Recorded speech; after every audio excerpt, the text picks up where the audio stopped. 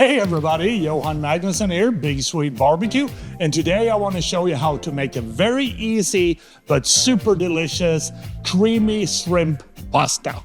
So the first thing that we need to do is prepare a couple of ingredients, so let's start with that. We're going to start by finely dicing one medium leek, and then we want to finely grate 3/4 cup of Parmesan cheese. Now when all the ingredients are ready, it's time to start cooking. We're gonna fill up our pan with water and then season heavily with salt. We're gonna turn the heat to high. Then we wanna add a couple of tablespoons of olive oil to our other pan.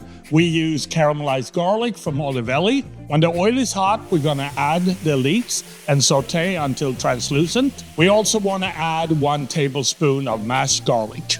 After about a minute, we want to add 1 cup of dry white wine. Then we're going to let it reduce by half. Then we want to add a cup of fish fumet or stock, and then we want to reduce until half. Next, we're going to add 1.5 cup of heavy whipping cream.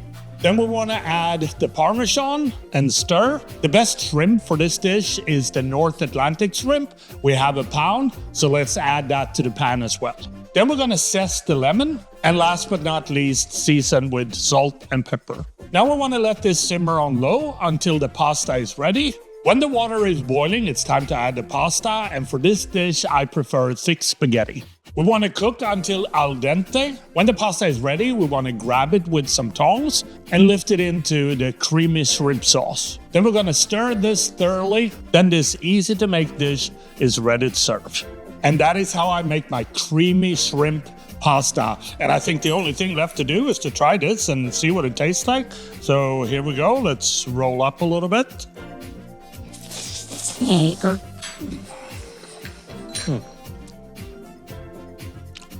Packed with flavor.